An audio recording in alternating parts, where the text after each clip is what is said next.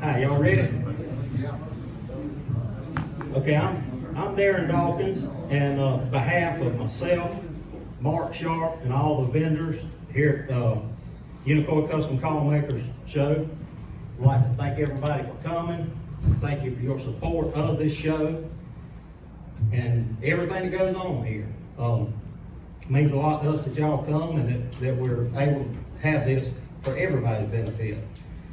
I'd like to thank the panel for y'all's time coming to do what you do. Josh Painter for videoing this for us. Thank you, Josh. And most of all, I'd like to thank the greatest force on this earth is our U.S. military, fire, police, everybody on the front line. Because without those folks, we would not have the freedoms that allow us to do this today. Any of us.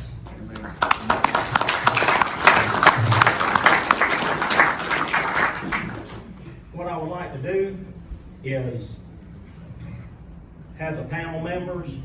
Well, this is for the 2022 roundtable for this year is about custom call collecting, and I'd like to have the collectors introduce themselves, what type calls that they choose to collect mainly, and what led them to that particular type of collecting of that particular type of call. And then we'll open up for questions that you may have, but that, if we'll let them introduce themselves and what type calls that they collect, that will allow us to more direct questions to the person that's best for that answer. Without further ado, go ahead, we'll go with Mr. Dave to start with. I'm Dave Sorincione from Claremont, Georgia. I've been coming to Unicoi since 1985. And what got me started collecting calls is when I got a hold of Earl's first book, and I thought I was going to buy a call from everybody in the book. Nor had the funds or the time to do it. So I started buying a few calls and went to a few conventions and came here when they had the show here and bought a lot of calls here and bought some calls at the convention. And I started with box calls. Then I moved to decorative calls. And then I got hooked on the trumpet craze. And I decided once I understood about the call makers that were making them and what was going on, I had help from other collectors giving me advice, and I started buying their calls. And then the addiction hit me with the elephant teeth, and I started having trumpet calls made out of ivory. And the guys have blessed me. I've got some of the most wonderful calls in the world. They're some of the greatest friends I've ever made. And you know, I just like sharing what I got with everybody. Next. You, buddy. Well, my bailiffs tell me my name is Galen Brady, but I've been called so many names, I'll answer just about anything, and willingly, and I've been called a lot. Some of my friends call me Judge Judy. That's a name that's developed over several years. But I'm the bottom feeder in this group. It's a illustrious group right here. I would probably put me last, or least for last, but I mean, they got me up here now.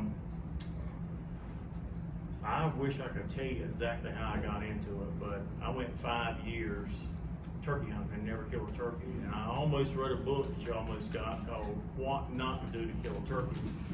But I got some people that illuminated me. My influence was Kenny Crummett out of Sugar Grove, West Virginia. I had somebody call me and say, you need to meet this guy. Because once I started killing turkeys, I got obsessed with it. And I thought, what am I going to do for 3 months out of the year when I ain't hunting turkeys? No, wait a minute. It's the other way around. 6 months out of the year I ain't hunting turkeys. I said, what am I going to do? And I thought you could go to Walmart and buy, you know, a call from Walmart and be sufficient in the woods. And I was terribly fooled. And through that process, Kenny Crummett, I talked to him one time, discussed what I'd done, who I'd met, and 2 days later, I had a box this big, that tall, that deep, full of turkey calls. All kinds of custom turkey calls. He sent to me. And he called me and said, Galen, just gonna tell you, you need to think about this before you get into it. Because these call collecting can ruin your life. And so, Was you married then? divorce. You were divorced. After twice. And you guys and girls have gave me so many turkey calls. I come on, how much that cost? Oh, I was give to. I mean, it was give to me. Anything y'all are the most charitable, you know, Salvation Army type of people that's ever lived this earth. But my poor boys, 15 and 9, and I'm sitting there asking myself every day, where's their college fund at? I spent a lot of my college fund right here this weekend with you guys. But Kenny Crummett got me started, and I don't have a particular call there. I mean, my boys and I on vacation, we go see call makers. That's what we do. I mean, Amen. I've been developed almost like a zen, a philosophy about call collecting. I sleep with calls. I love to just take them and smell them and look at them, and I do that. I play 4 different calls every day of my life, every day, just to play them. I mean, because it's taken over me so bad. It's not an obsession like a commercial. It's an addiction. I thought about going to see a doctor about this because I'm going to spend myself out of my own wallet. And I'm going to probably be set up on the street out here trying to ask for donations or get me back home for what I spent. But when I first got into it, I met Irvin Witt in 2008. I met him in Atlanta. And I said, I want to get a call from you, Mr. Irvin. And I call everybody Mr. Irvin. I hear so many of y'all say, Witt. The way I was raised, if you call somebody by their last name, you were comfortable enough with them to have a real intimate relationship with them. And I decided right then, I wasn't kissing Irvin in the mouth. But a lot of y'all call him Witt, so I don't know what's up with that. But I got a call from him with his awesome design, and he said, I'll send it to you, your call's ready. And my oldest son was a baby. And I said, will you please write to Galen and Gage Brady? And I was expecting a box this big. I got a box this big in my front door. And I opened it up, and there was 2 turkey calls in there. And I said, I only ordered 1 turkey call. And he wrote me a note in there. He said, this wood, I couldn't separate it. And you said you want to have 2 calls. 1 call in there with your name in there. He said, but I felt it more appropriate to give you 2 calls. And I thought, that's unbelievable. To get a call from somebody like Irvin Witt, who didn't know me from Adam's house cat. And it touched me. And every one of you touched me. All these people here are family. I mean, I want to go and see everybody. I ain't been nationals in a while because I come to Unicoi. And you are the driving force behind this whole cult.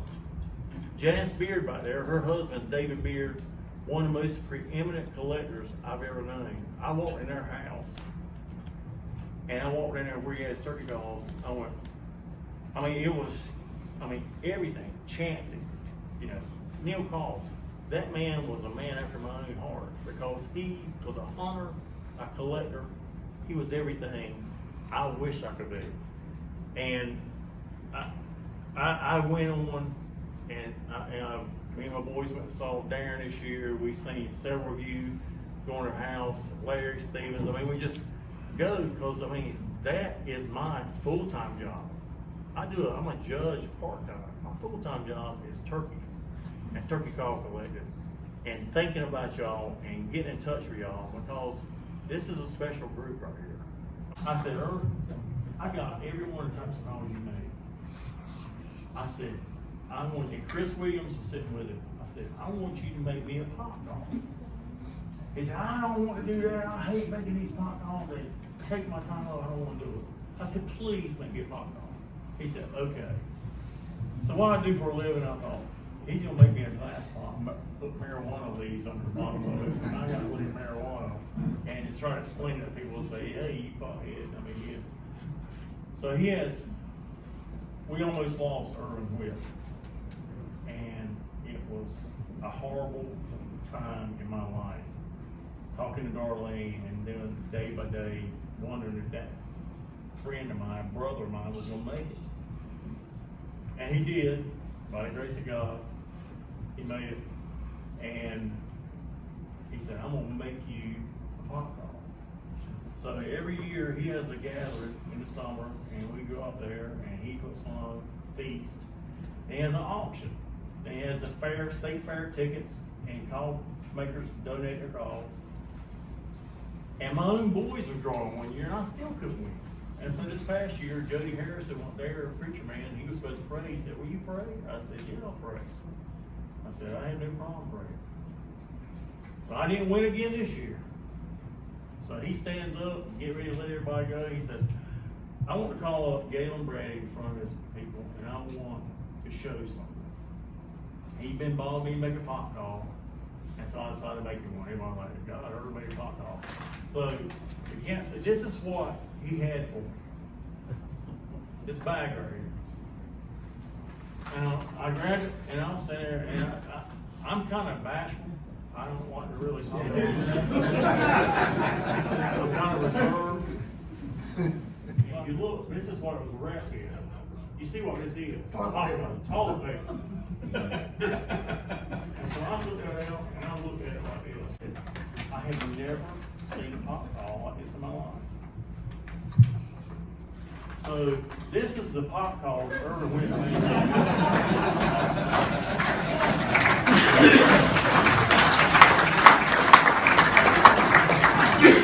It is a one of one, and I don't care how much money you got, you can't get it.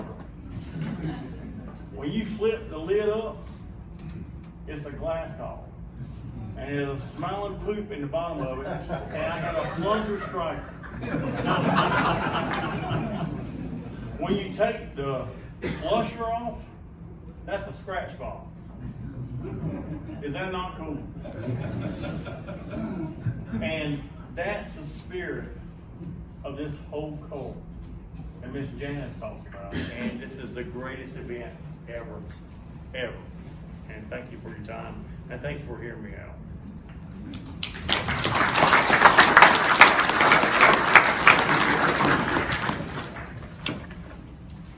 Well, it's hard to follow that act. What an act. I wear my mini pearl. My name's Sean Irish. I'm from Sherrills Ford, North Carolina. I was very fortunate and blessed to live in a part of the country, a little town called Pineville, North Carolina. And unbeknown to me was a man named Elmer Thomas that lived there, was the guru of turkey hunting. And I had killed one or two turkeys, and I was a sponge, so to speak.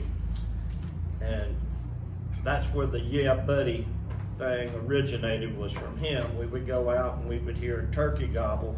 He'd look at me and say, yeah buddy. And the things that he taught me was, after 40 years of turkey hunting, things like courtesy gobble. I said, what's a courtesy gobble? He said, boy, you better stand still.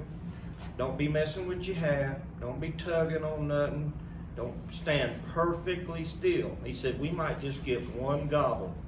And if you're messing with your hat and playing with your calls or doing, you be looking at each other going, where was that at? And you might got the one courtesy gobble. And he would also make, he said, now I want you to walk 20 feet behind me. Because if we get a gobble, all I'm going to do is hear your feet if you're walking beside me. Little things like that he taught me that he had, and this was a man that killed over 500 turkeys. So he knew what he was doing. But being that Elmer lived in the Pineville community, also a guy named Mike Batty. Mike's probably the most prolific pot call designer in the country. Everybody used his calls. Also a gentleman named Parker Whedon. Parker was an attorney that lived in the Charlotte area that was a collector way before Rick knows him. Everybody that started a long time ago knows who Mr. Whedon was. And he had a lot of collectible calls, and I would be over there with my 25-year-old self just soaking it in. We were also blessed with a man named Ray Sutphin that was in that area too.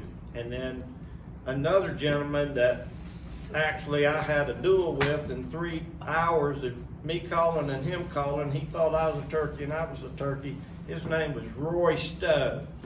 It's Lewis's father. And sponge of knowledge. I'd go over and stand underneath that shed and listen to his stories and how he made turkey calls. I was blessed to be in that area. You know, they were all within 35 miles of me. Some of them within walking distance. And another gentleman called Frank Hegler. He made probably the most creative person as far as making turkey calls that there were. So I was very blessed to have those gentlemen around me, and I soaked it up like a sponge.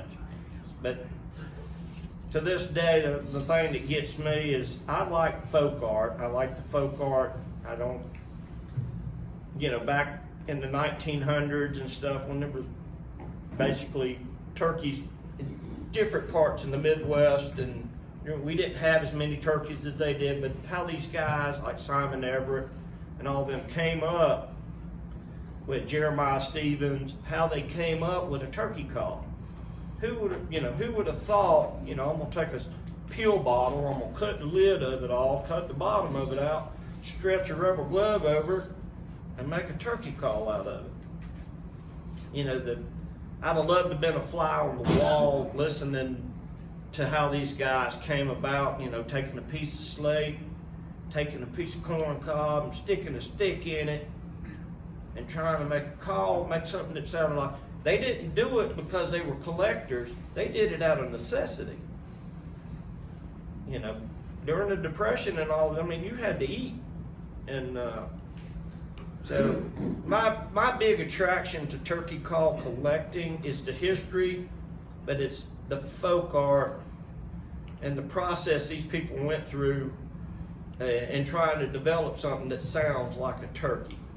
And that's probably the most appealing thing to me is the history, the materials they used. We're blessed now to have Bridgeports, CNC machines, milling, there's guys that use those, there's guys that still do it the old way.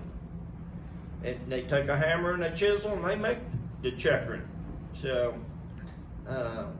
you can appreciate both for what they are. We're blessed with,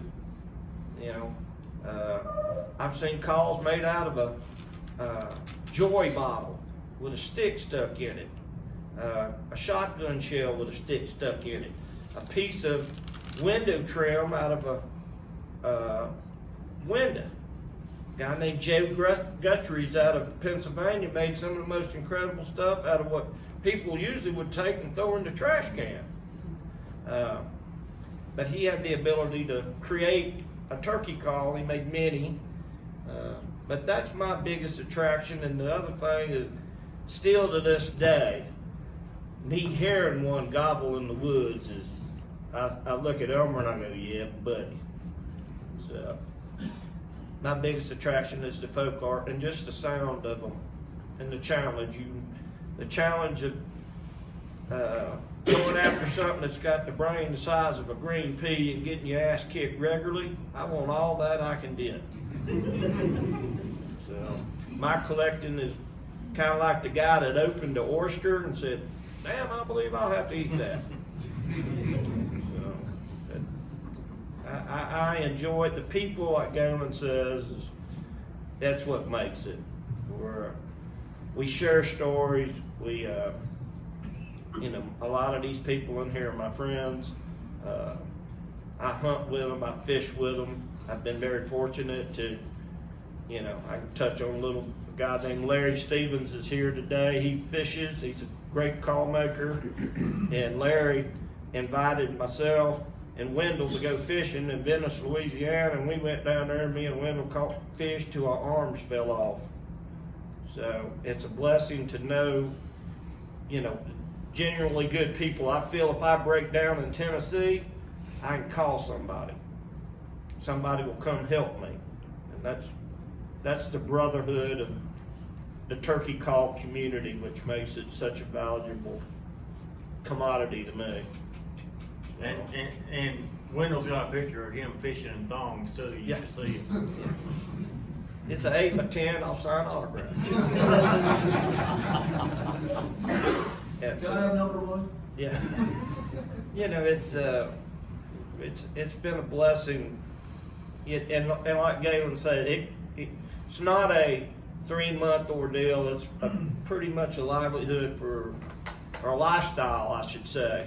Preparing food plots, and talking about where we're going to go, and biggest thing. And I work in wildlife. I work for the wildlife department, or do wildlife removal. It's my job. Turkeys go up and down. The biggest thing that I can say that y'all can try to help each other on catching is dew trapping. Raccoons, possums, skunks, all that really reap havoc of it. And that industry is not as lucrative as it was, so nobody does it no more. And the turkeys have suffered for it. And we're also blessed to have another fine call maker from North Carolina, right to my right. Thank you, Sean. So I'm Rick Powell, and kind of going back, I started making calls probably in the 1990s and made them through 2000s, early 2000s.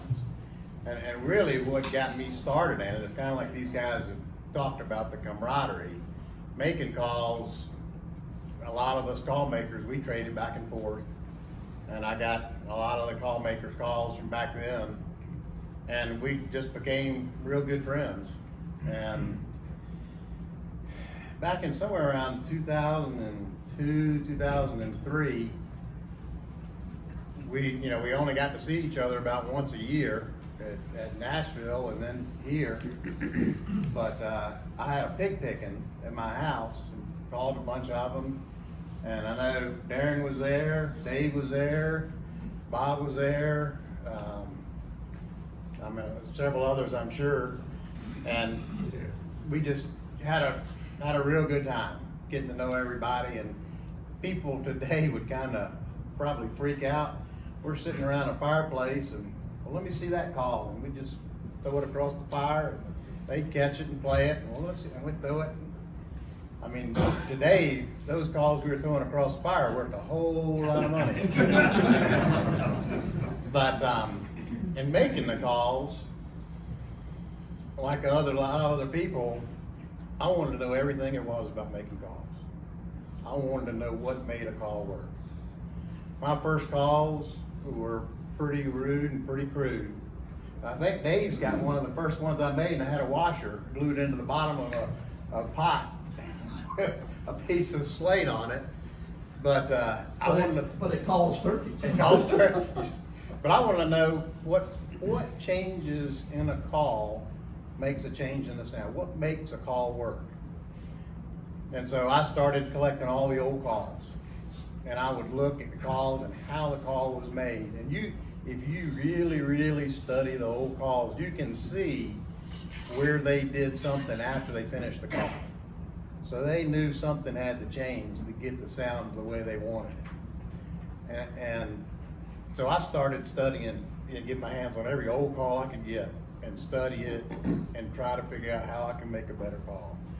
And I know I don't know how many of the call makers in here do call makers.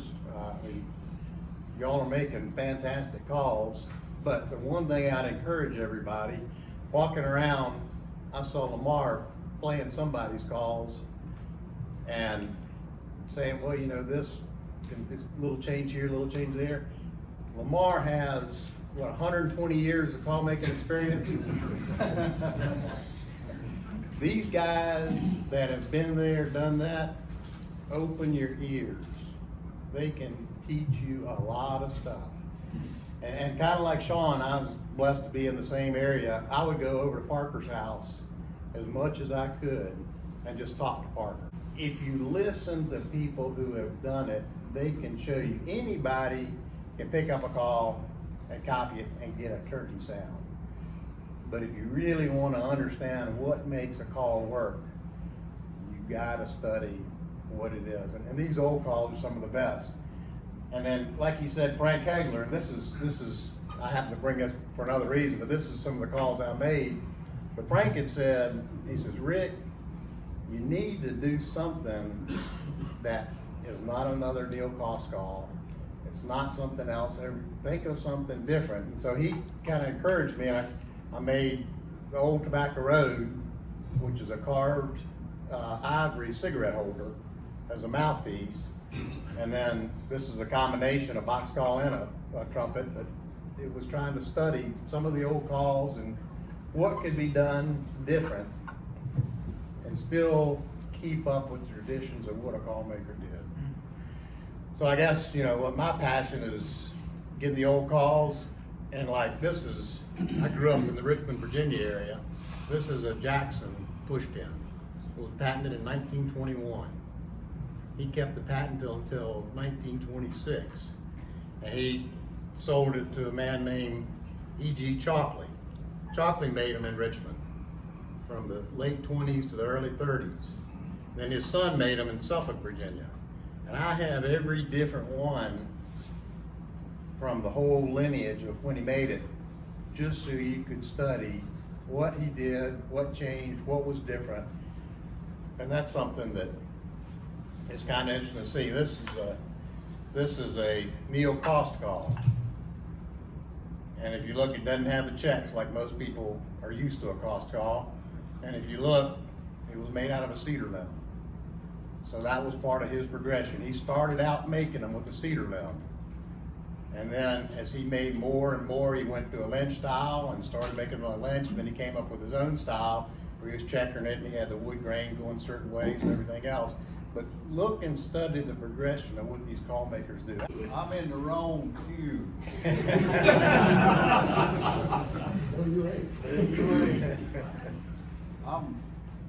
I'm Larry Prophet from Elizabeth, Tennessee. I enjoy listening to my brother. I'm not a collector. I'm an accumulator.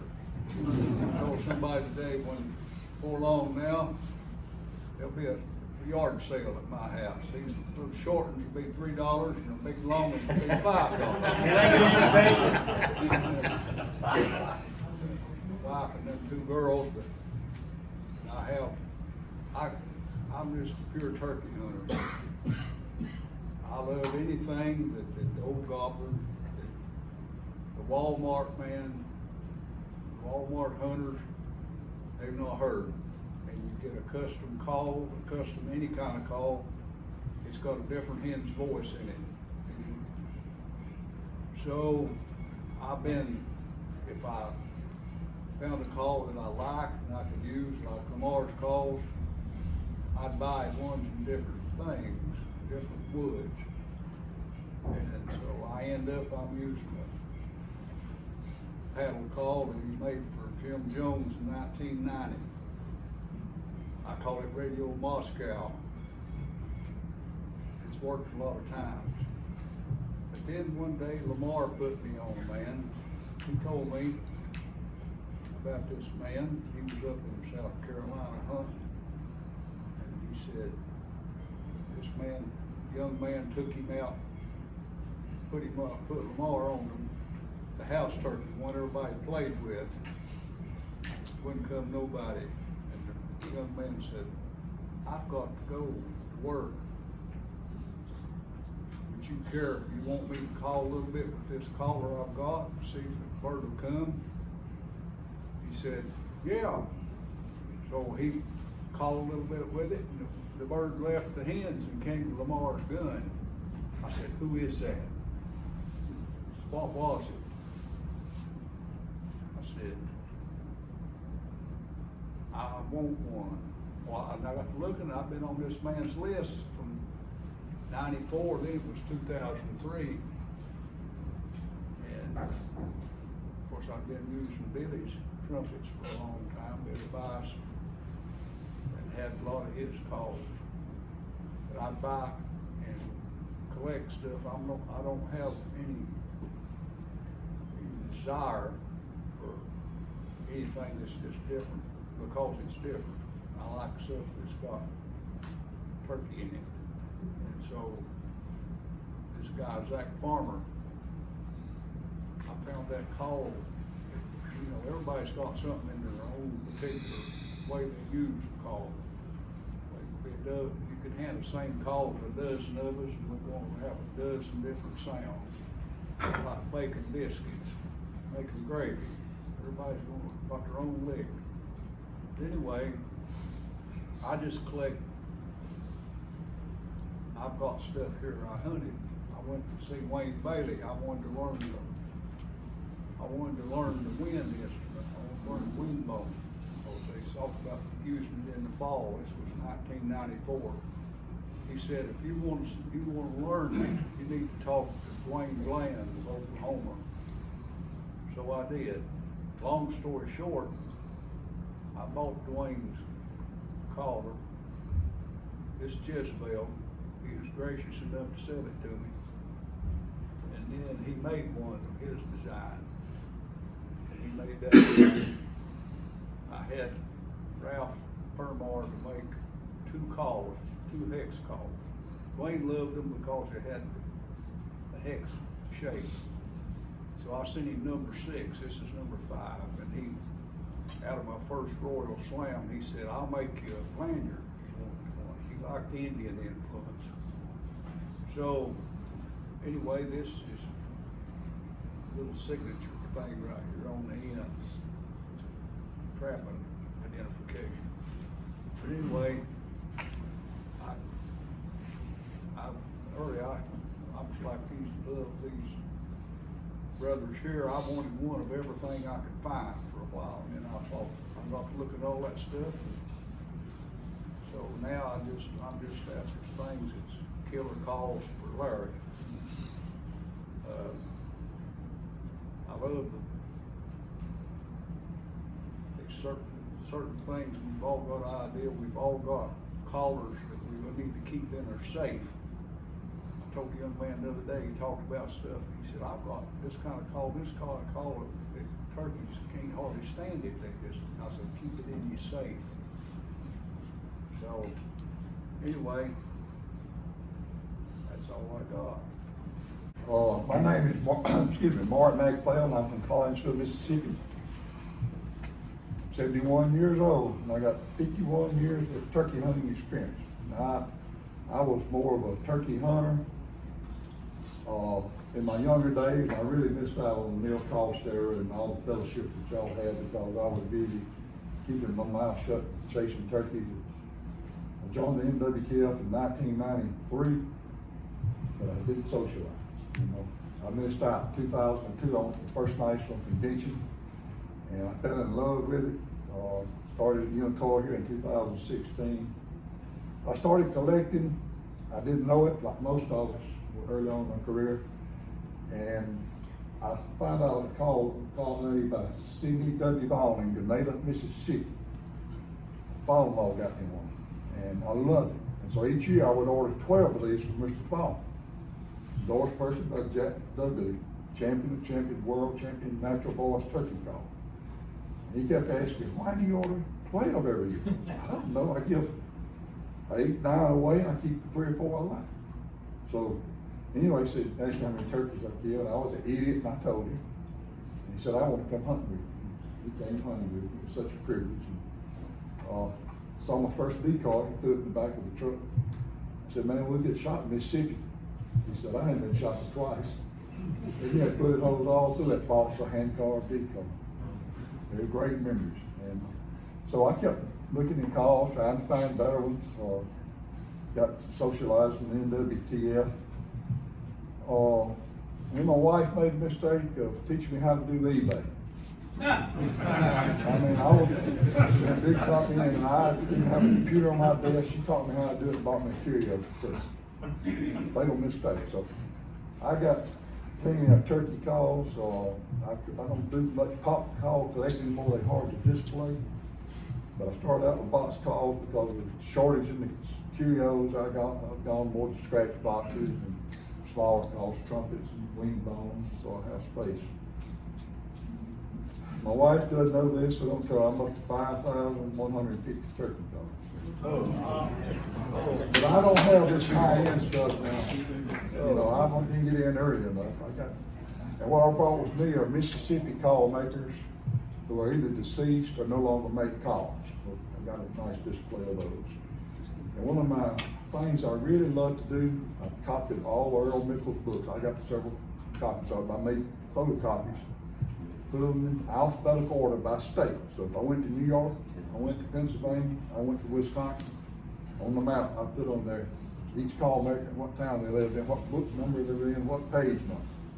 And I visited several nice call makers over the years. I'm sure I've been to several of y'all. I know Roger Park is here, and Marlon Watkins, and I don't know who I'll be missing, but that really, and my wife went with me.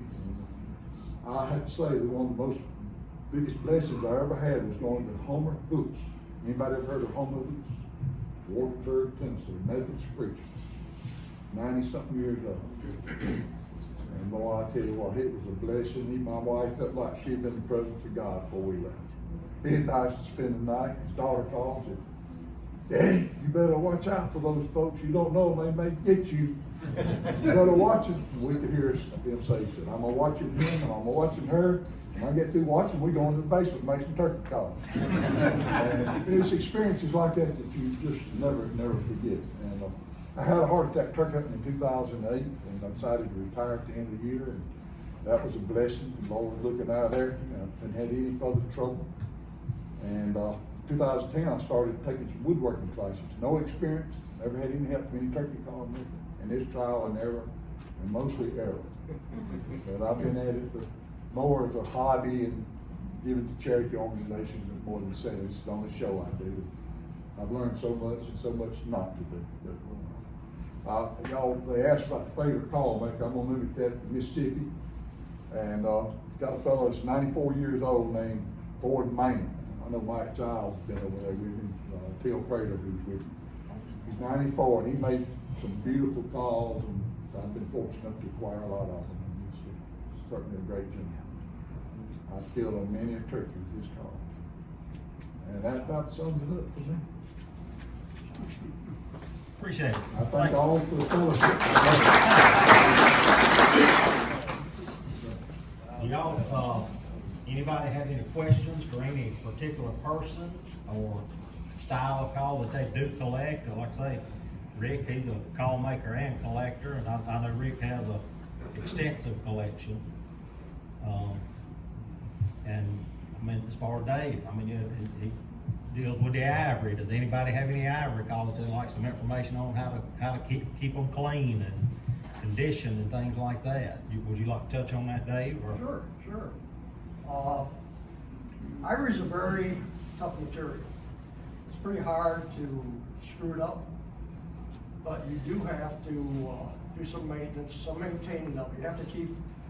You want to keep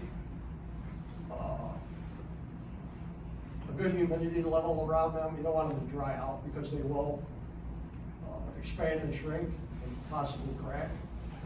As far as maintenance of the calls, I take them out every twice a year, not play with them, and put some mineral oil on them, let them set for a day, wipe the mineral oil off, do the internal bore too, and, put them back in the safe until it's time to play with them again. But it's very, ivory is, you know, a lot of people are scared of ivory. I mean, the call makers know how to turn the ivory. You know, I'm sure that they had a lot of trial and error, probably a lot of bad experiences with it. And they figured out how to do it, and it's just incredible. I just can't believe what they can do with it.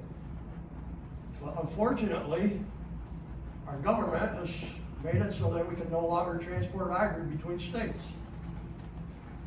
So the sale of ivory is pretty non-existent. Still, there's some out there. You can get mammoth ivory, okay, no problem. But elephant ivory is a dried up subject. There's nobody selling it majorly, like Charles did the ivory. And, you know, if you got a piece laying around or you have access to one, have a call made on it. I mean, you will not be sorry. I mean, it's the only call that you decide in your lifetime that you really want to have an exquisite piece. I mean, they're hunters, they all hunt. I mean, you know, they're not just for looking at. But, you know, I've been fortunate that I got on, started collecting them before it got to be really popular. And the call makers, you know, when I called them up, nobody else was having trumpet calls made with iron. And they were just wide open and say, oh yeah, we want, you know, we've always wanted to do it, but we were afraid to. And some of them were duck call makers that had made ivory calls for duck calls. And them were, you know, some of the guys I went to first. And then it just, you know, I had a lot, some decorative calls, a lot of box calls. Like I said, you know, I went to Earl's book and I went to the Nationals every year, bought a lot of calls. And I got to the point where I had to start selling calls to feed the ivory addiction. And that's how my collection grew. And let me tell you something about collecting. Everybody says, I cannot be a collector. It's too much time and too much money. But think about this. If you buy 3 calls a year, in 10 years you got 30 calls.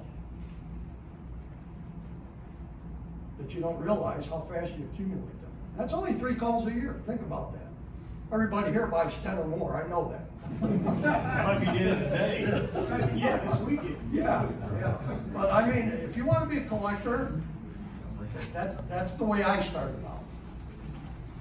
So, you know, so like the maintenance is very easy. Don't make it harder than it is. It's like a piece of wood. You maintain that, and they'll last forever. I mean, look how long the elephant worked. Appreciate it, Jay. Any questions from anybody? Thoughts? Darren, I have a question. Yes, sir. Do any of you guys that are married or in a relationship, do you guys, do your wives help you clean them cabinets out every once in a while? I'm divorced twice. He wants. I was just looking for a way to get some help too. I'll tell you this, and my wife's sitting here, He whatever pleads you the fifth. do, never buy one turkey call. I always buy several, because you're gonna get fussed at when you bring them in the house, and you might as well get it all over. Good advice, And you'll fuss at you, but you get 4 or 5. If you bring 4 or 5 home once every week, not a good plan. And tell them what not to, where not to bowl.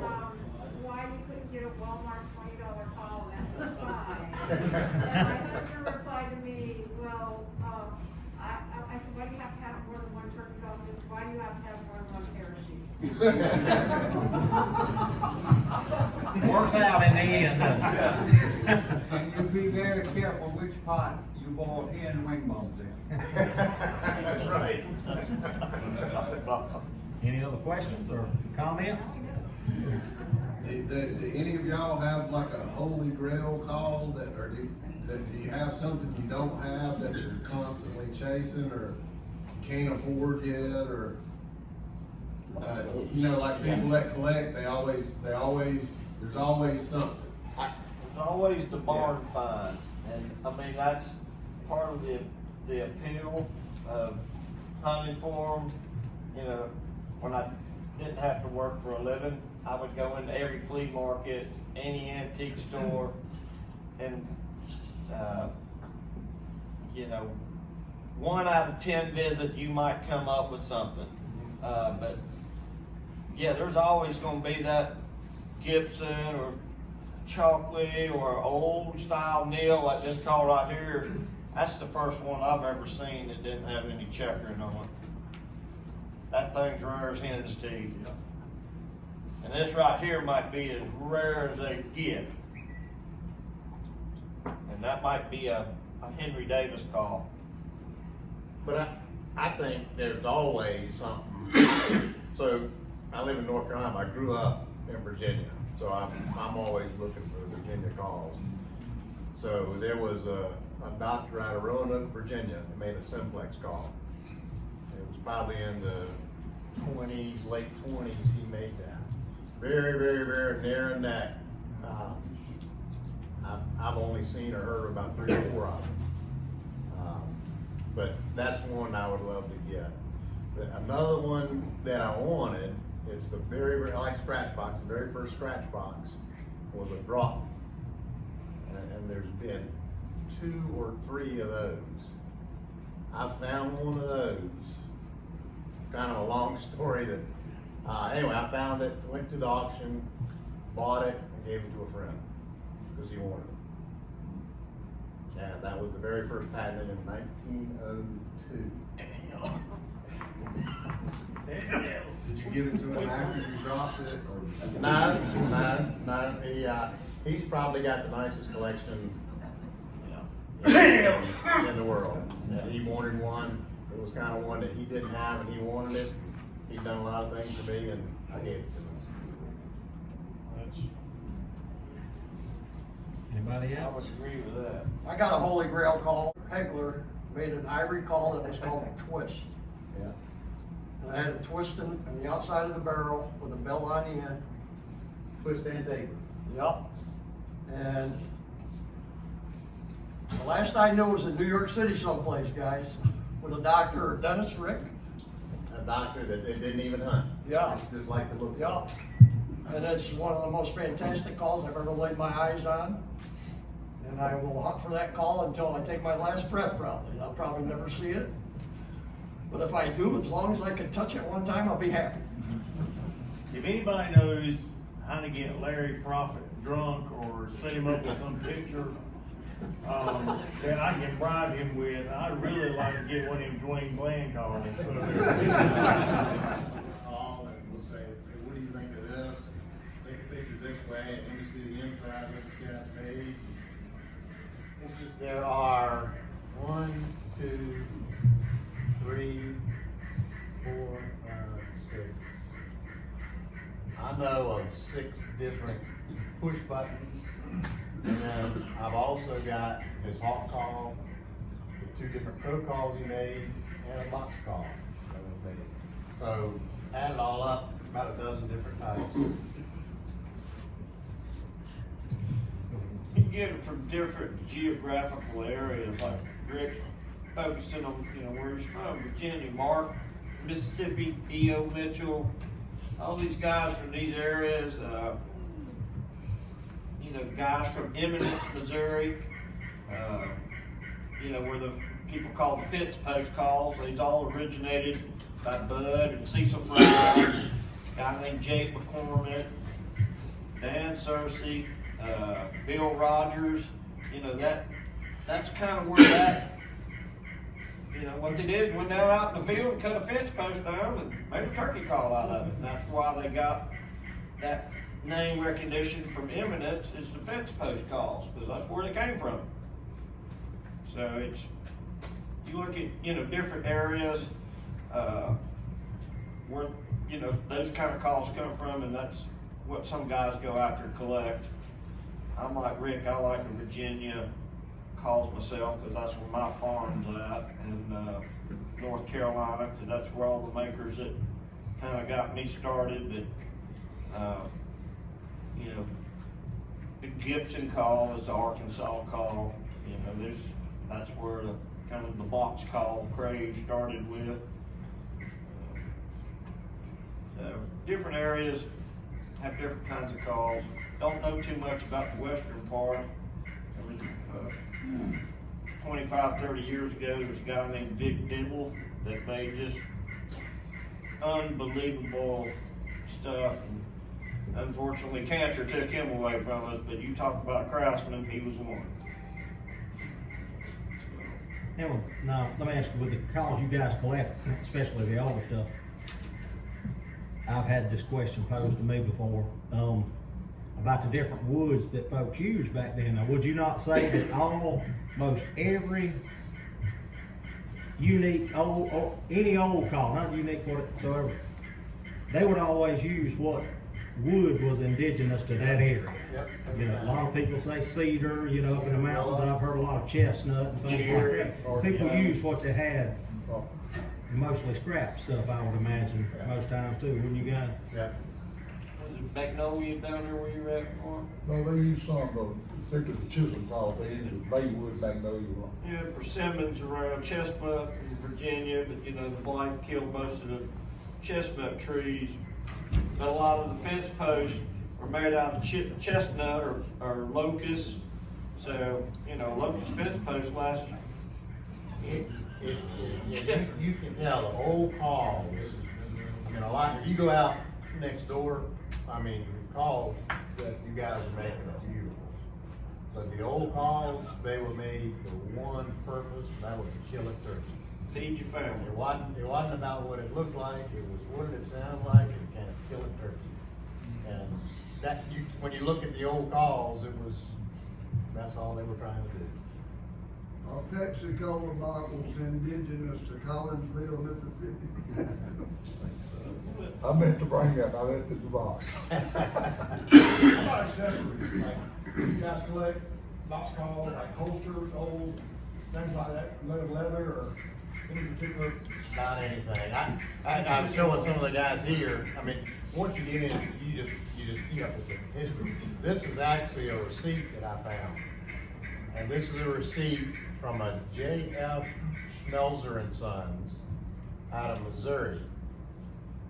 That was for a turkey call that was sold for 30 cents with 2-cent shipping. The date was November 24th, 1892. So the only production call that I'm aware of was a BGI at that time. Gibson wasn't until 1903, I believe is when Gibson's came out.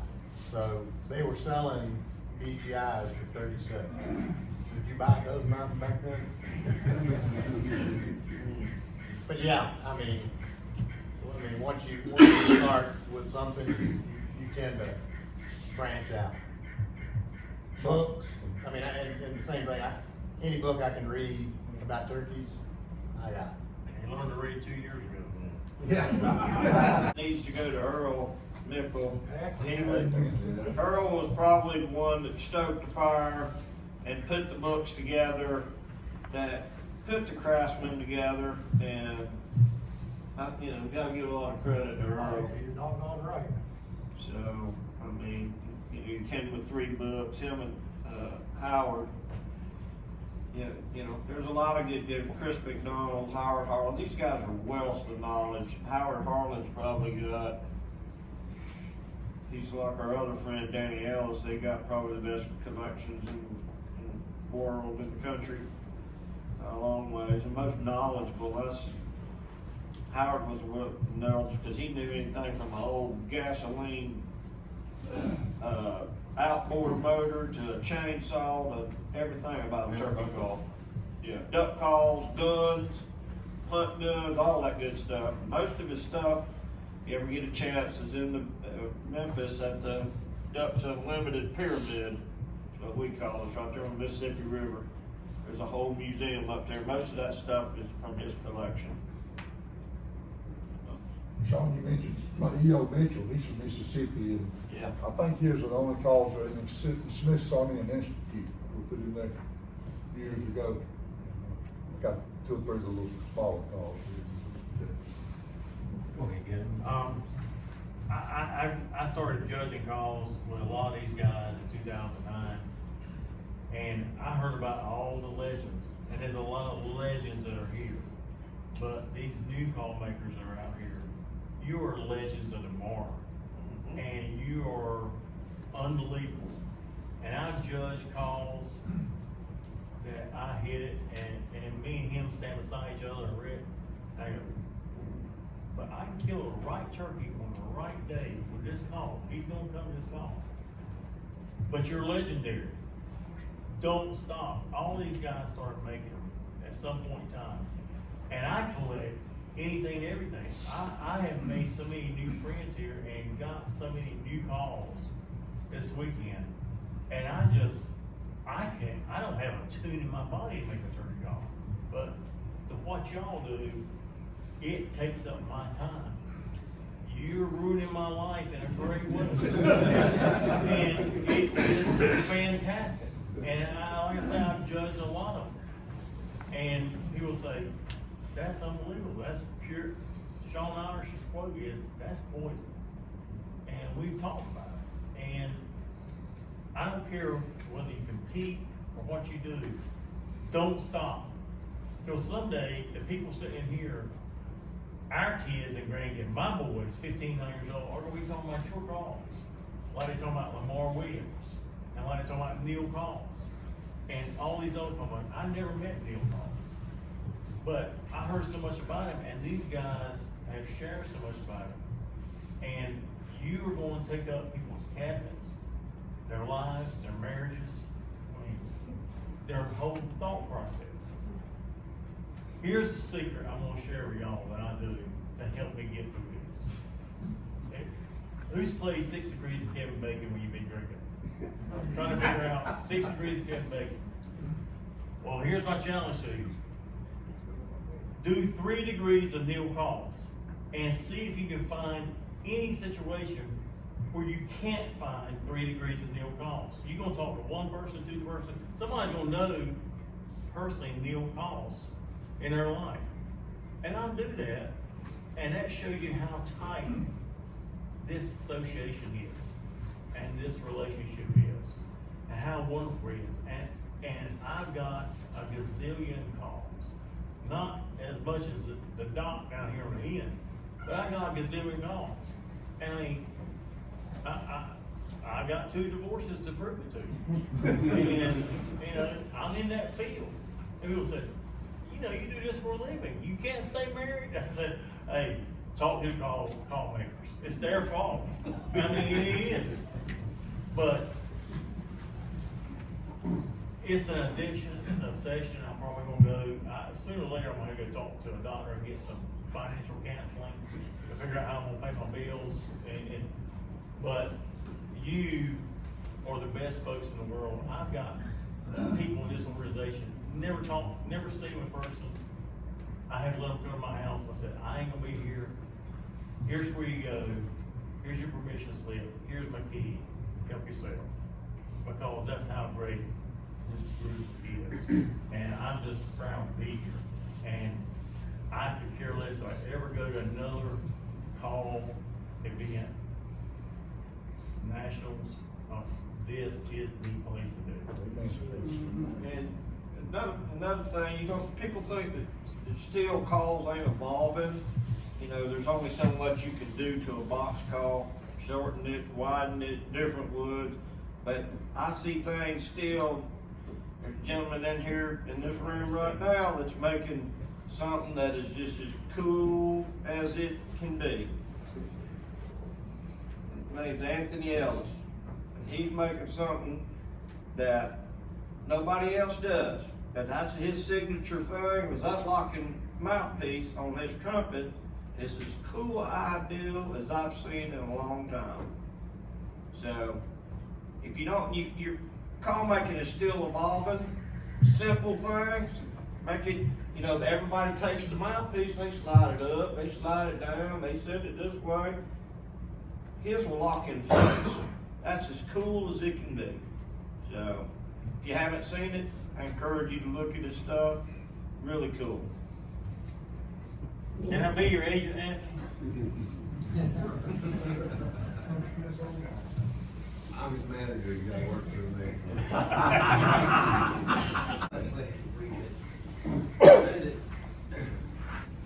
I get questions all the time about what's this call worth, what's that call worth. And I know that each of you collect calls too for investment purposes. Now, what are the standards that you set for investment grade calls? Because it's, I mean, that started, it's been going on a long time, it really started in 2000s and so forth, but I know each of you's got a standard, each of you looking for a certain, I know you collect for fun, but most of you collect for investment purposes. Or Dave wouldn't be sitting over there with $200,000 worth of ivory.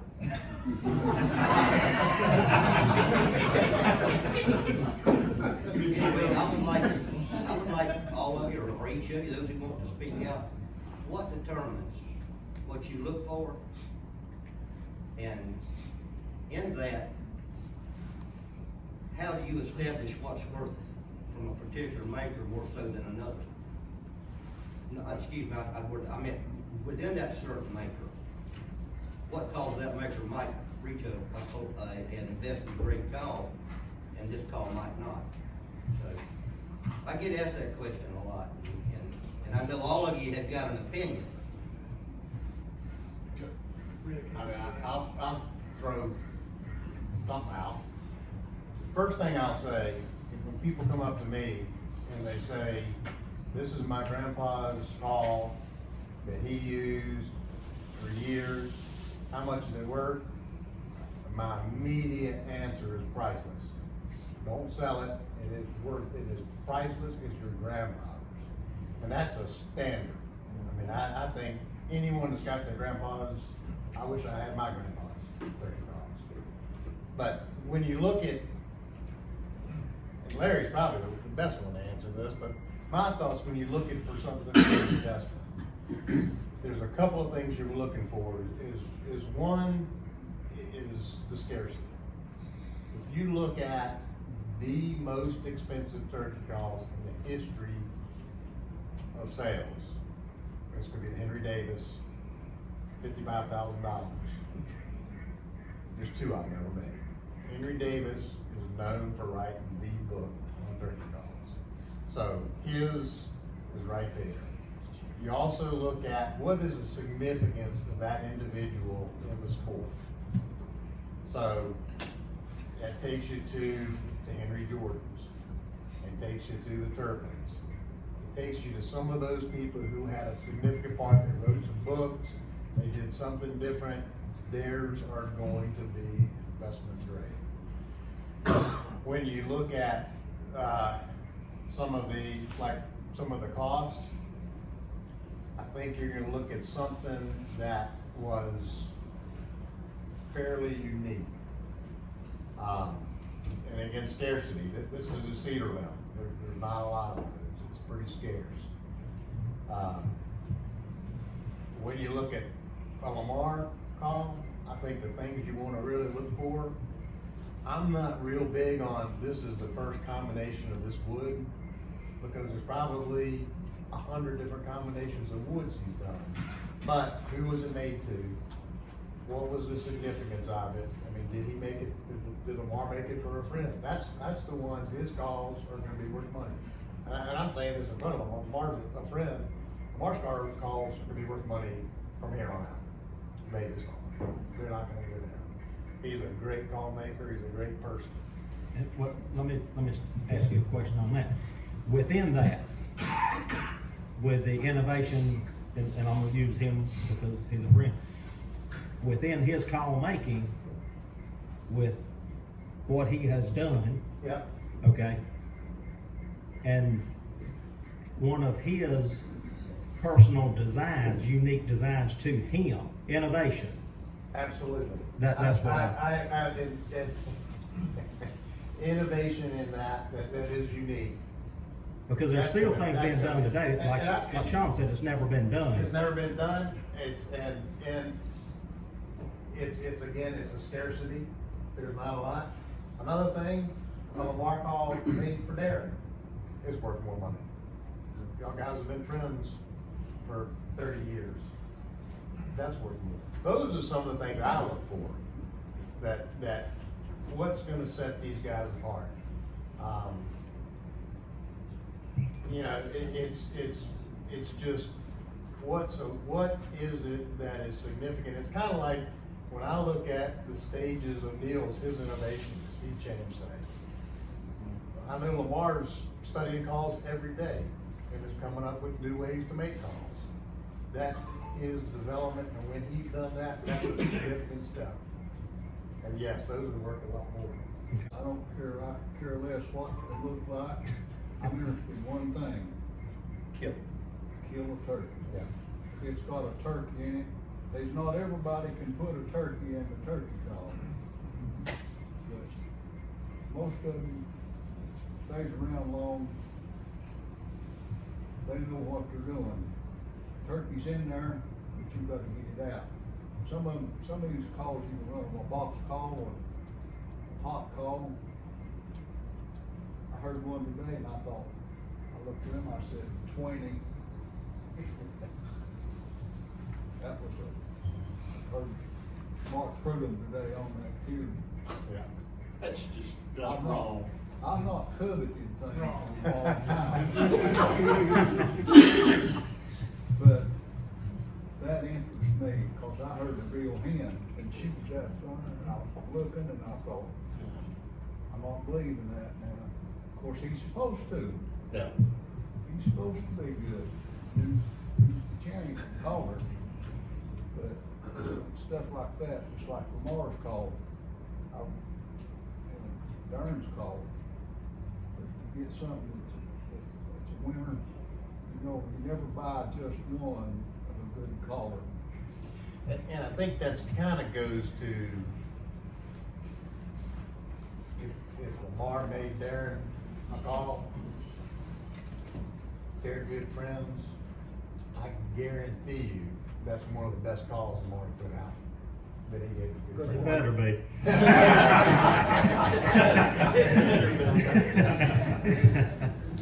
But That's just the nature of it. that's just the nature of it. Yeah. That's just the nature of it. You know, calls tell stories too. Everybody know Neil and called the fat lady. Everybody pretty, if you do any history, you know, had a young call maker come up to me 10, 15 years ago in Nashville, and he says how I can distinguish my call against somebody else. And he had some calls, and every one of them was stamped exactly the same, laser engraved. And I told him, I said, you look at the old timers, I said, like Neil, Lamar, they would tell you where that wood came from. I got it out of the Swanee River near Palatka, Florida.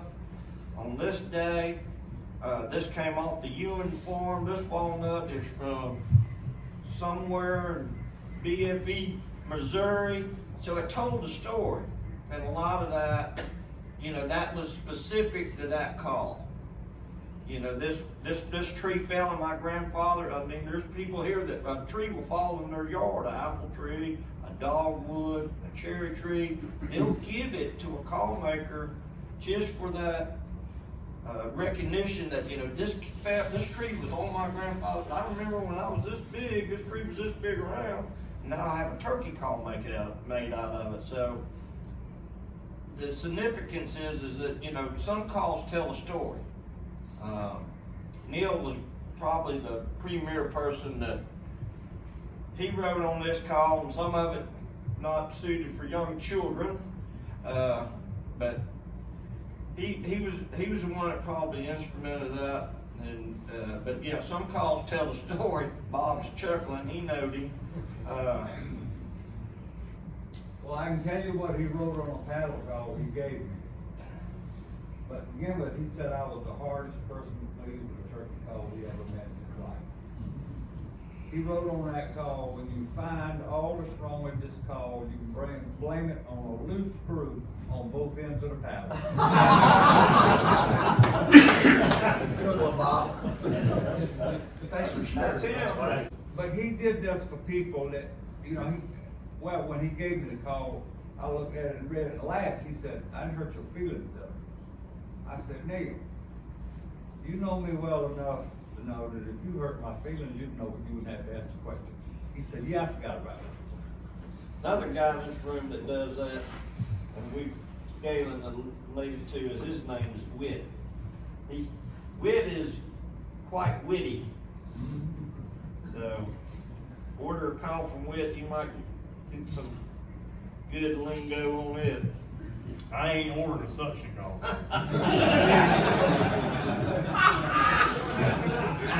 It's gonna have a good handle on it.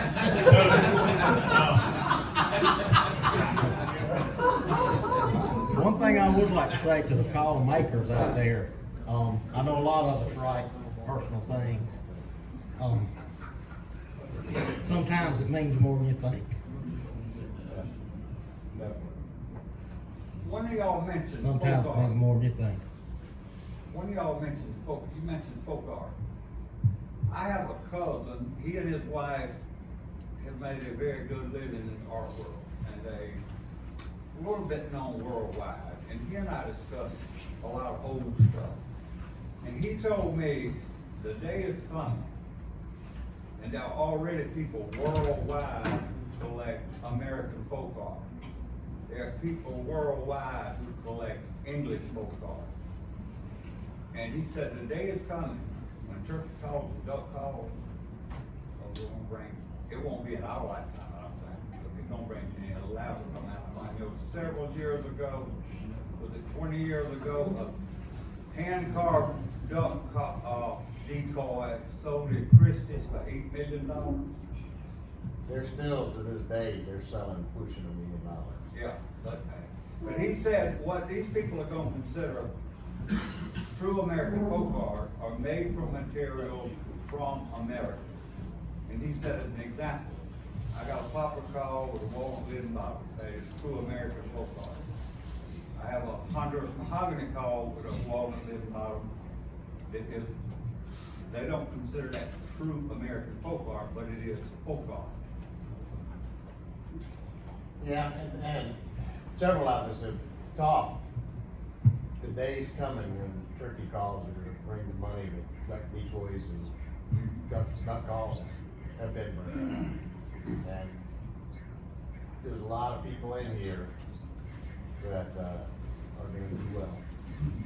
Well, like Mark It said. may not be our lifetime. And I'll tell anyone this, if you're doing this just for the sole reason of getting rich, you're in the minority. I mean, you need to do this because you love it. Yes, yeah. I just personally like to thank these collectors because I myself have a small collection. You guys inspire me to keep that going, and my son also, he collects calls. But yeah, like you said, it's a family thing.